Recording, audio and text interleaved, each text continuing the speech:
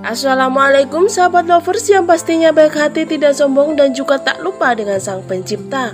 Semoga kabar kalian hari ini sehat selalu dan dilimpahkan rezekinya, amin ya robbal alamin.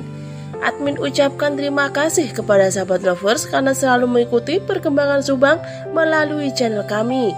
Dan kami sangat bersyukur kepada kalian yang telah mengeklik video ini, yang artinya kami yakin kalau kalian masih penasaran terkait siapa pelaku pembunuh Subang yang sesungguhnya.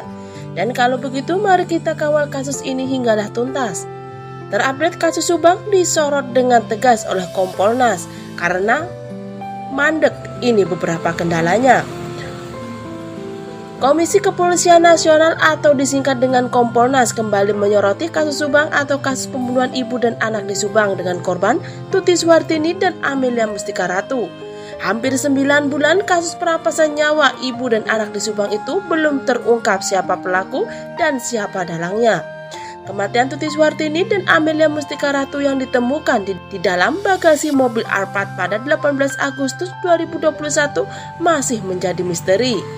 Padahal sejauh ini kasus Subang sudah ditangani penyidik Polres Subang hingga akhirnya diambil alih oleh Polda Jabar hingga didampingi Barreskrim Polri. Jalan panjang penyelidikan itu bergulir. Kompolnas masih mengawasi kinerja kepolisian terkait kasus Subang tersebut. Hal ini diungkapkan oleh Ketua Harian Kompolnas Irjen Pol Benny Mamoto, pengawas kinerja polisi. Irjen Pol Benny Mamoto mengaku pihaknya masih turut mengawal kasus Subang tersebut. Kompolnas tak henti memantau perkembangan penyidikan dari Kapolda Jabar terkait perkembangan kasus Subang. Tentunya kami dari Kompolnas selalu mengawal kasus ini. Kami selalu menanyakan kepada pihak Polda Jabar sejauh mana penyelidikan, perkembangannya dan bagaimana ujar Ketua Harian Kompolnas Irjen Pol Benny Mamoto dikutip dari tribunjabar.id. Benny Mamoto menjelaskan bahwa beberapa hari yang lalu pihaknya melakukan pengecekan.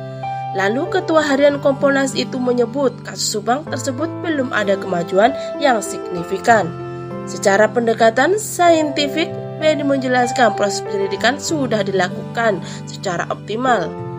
Ia menjelaskan pihaknya sudah berdiskusi dengan pihak-pihak terkait yang menangani kasus Rajapati tersebut. Lantas Benny mengungkap sudah ditemukannya DNA di TKP.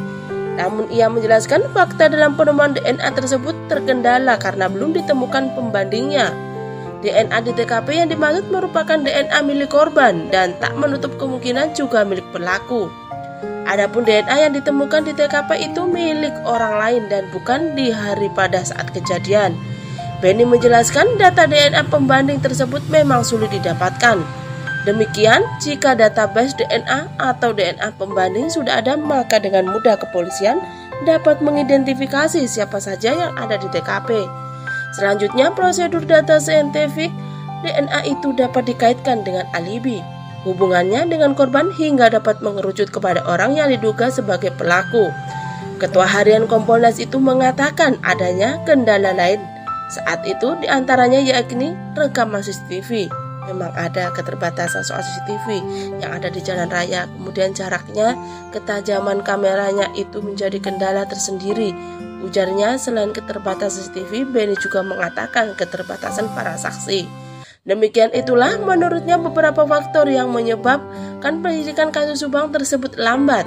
Namun Benny menegaskan bahwa di sisi lain kepolisian sangatlah berhati-hati untuk menetapkan tersangka. Hal ini dikarenakan perlunya 2 alat bukti perlu diuji melalui gelar perkara di depan wasidik. Setelah semua elemen tersebut yakin, maka kasus akan naik ke penyidik dan penetapan tersangka. Nah, sahabat lovers, bagaimana tanggapan kalian? Cantum di kolom komentar. Dan terima kasih sudah menyimak video ini sampai habis. Sampai jumpa di video pembahasan selanjutnya.